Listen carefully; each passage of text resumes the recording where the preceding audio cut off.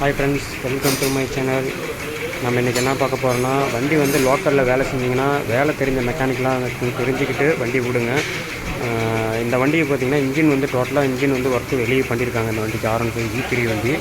இந்த வண்டியில் என்ன ஆச்சுன்னா, உங்களுக்கு வண்டி வந்து பார்த்திங்கன்னா ஆயில் பம்ப் வந்து ஃபெயிலியர் ஆகிருக்குது. இவங்க என்ன பண்ணுறாங்கன்னா, வண்டி வந்து ஆயில் பம்புக்கு வர வீல் வந்து பார்த்திங்கன்னா தலையில் திருப்பி போட்டுருக்காங்க. இந்த பம்ப் வந்து என்றைக்குமே இந்த ஸ்டெப்பு இருக்கிறது, இந்த மாதிரி ஸ்டெப் இருக்குது பார்த்திங்களா, இந்த ஸ்டெப்பு வந்து பார்த்திங்கன்னா என்றைக்கு உள்ளார போகும், கிராங்க் சைடு போகும். இந்த ஸ்டெப் இல்லாத ப்ளைன் டைப் வந்து பார்த்திங்கன்னா இந்த பக்கம் வீல் பக்கம் வரும். இப்படி தான் இந்த பம்ப் வீல் வந்து மாட்டணும். இவங்க என்ன பண்ணிருக்காங்க, ஆப்போசிட்டில் திருப்பி இந்த ஸ்டெப் இருக்கிறது வெளியே விட்டும், ஸ்டெப் இல்லாதது உள்ளார இன்ஜின் சைடும் விட்டு மாட்டிட்டாங்க. இதனால் என்ன ஆகுதுன்னா, வண்டிக்கு வந்து பார்த்திங்கன்னா பம்ப் வந்து பார்த்திங்கன்னா இந்த பம்பு பாருங்கள் எவ்வளோ கேப்பு ஃப்ரீ ப்ளே வருது. இந்த ஃப்ரீ ப்ளே இருக்கிறதுனால என்னென்னா, பம்ப் லோடு கொடுக்குற போது வந்து பார்த்திங்கன்னா ஸ்லிப்பாகி ஓடி இருக்க மாட்டேது. பம்பில் எல்லாம் பின்னாடி பக்கம் டேமேஜாக தான் இருக்குது. நம்ம இன்னும் அதை கழட்டி பார்த்துட்டு இது பண்ணுவோம். பட் ஆனால் இதனால தான் உங்களுக்கு ஆயிலே சுத்தமாக சர்க்குலேஷன் இல்லாமல் கிடக்குது. கஸ்டமர் 1 லிட்ரு வந்து ஒர்க் ஷாப்பில் வந்து ஊற்றிட்டாங்க. ஒர்க் ஷாப்பில் 1 லிட்ரு ஊற்றினா இது இவ்வளோ தான் இருந்துக்குது. ஜஸ்ட்டு ஒரு 50 மில்லி கூட இருக்காது, அவ்வளோதான் இருக்குது. வண்டி அதேமாரி பாருங்கள், எல்லாமே கரெக்டாக இருக்குது. கிளச் வெயிட்டு ஃபுல்லாக ஏறிடுச்சு. ஏன்னா ஆயில் சர்க்குலேஷன் இல்லாதனால, வண்டி ஆயில் சர்க்குலேஷன் இல்லாமல் ஓடுனதுனால கிளச்சு ஃபுல்லாகவே ஏறிடுச்சு. எல்லா கிளச் வெயிட்டுமே போயிடுச்சு. கிளச் வெயிட் வந்து எல்லாமே இப்போ வந்து பார்த்திங்கன்னா நம்ம மறுபடியும் வந்து டோட்டலாக தான் வேலை செய்கிற மாதிரி இருக்கும். இன்னும் ஹெட்டில் என்னென்ன கம்ப்ளைண்ட் இருக்குதுன்னு நம்ம இன்ஜினை பிரிச்சுட்டு நம்ம இது பண்ணுவோம். நம்ம இன்னொரு கம்ப்ளைண்ட்டும் கண்டுபிடிச்சிருக்கோம். இந்த இதில் பாருங்கள், ஆயில் பம்பு வர லைன் வந்து இது வந்து ஆயில் வந்து மேலே ஏற ஹெட் லைனு. இது வந்து பார்த்திங்கன்னா பின்னு வந்து பார்த்திங்கன்னா நசுக்கி விட்டு போட்டு வச்சுக்கிறாங்க. இதுதான் பின்னு இருக்கிற இது ஸ்டெப்பு பார்த்திங்களா.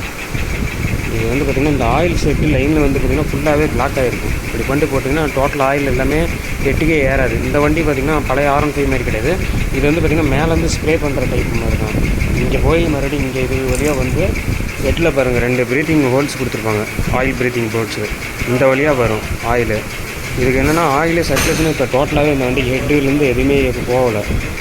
இங்கேயும் பிளாக் ஆகிடுச்சு, அங்கேயும் பிளாக் ஆகிடுச்சு. எப்படி வண்டி இதாகும் உங்களுக்கு? ஆயில் இல்லாமல் இதாங்க பாருங்கள், எல்லாமே ட்ரை ஆகி போச்சு. எல்லாமே ஃபுல்லாகவே ட்ரை ஆகி வண்டி சீஸாக இருக்குது.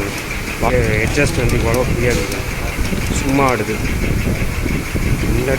இன்லெட்டு ஓகே, அந்த ப்ளே இருக்குது. பட் ஆனால் இது எட்ஜஸ்ட் வந்து ஃபுல்லாக சும்மா ஆடுது. அதிகமாக எட்ஜஸ்ட் பின்னு ஃபுல்லாகவே கழிச்சிட்டோம். இந்த பாருங்கள், ஏக்ராமில் ஃபுல்லாகவே அரைக்கி பேரிங்கே போயிடுச்சு. சும்மா தான் இருக்குது பேரிங்க.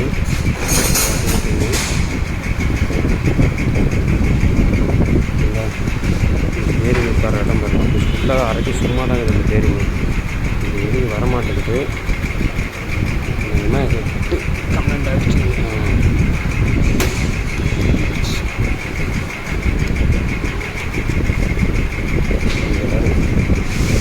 வேறு லெவலில் ஓட்டிக்கு வருது கஸ்டமர்.